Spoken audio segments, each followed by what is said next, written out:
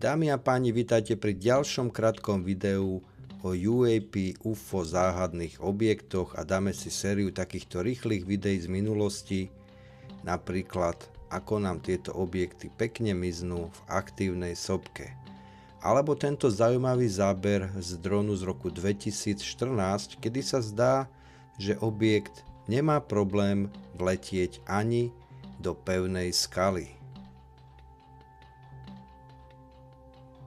No a čo si myslíte, čo môže byť toto? Najprv to vyzerá ako niečo padajúce, svetelné, nejaký šarkán.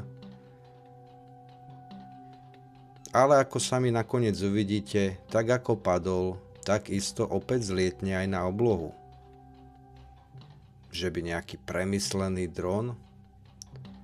Naozaj neviem, nikomu nevnúcujem, čo tieto objekty sú, odkiaľ pochádzajú, kto ich riadi a aký majú účel. Otázky na tieto odpovede ja neviem, ale možno ich viete vy, tak mi o tom napíšte do komentárov, čo toto môže byť.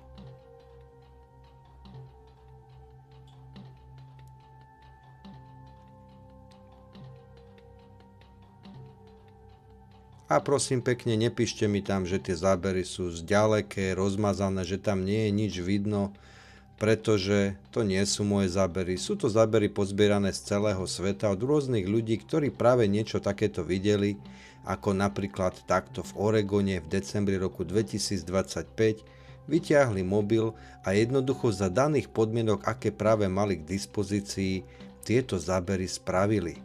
A ja by som bol týmto ľuďom za tieto zábery vďačný, pretože nám približujú aspoň takto tento fenomén, na ktorý zatiaľ nemáme uspokojivé odpovede.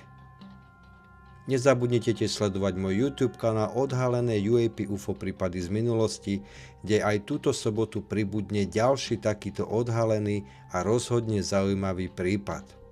Ale tieto videá nájdete iba na mojom YouTube kanáli. Vidíme sa pri ďalších zaujímavých videách. Majte sa.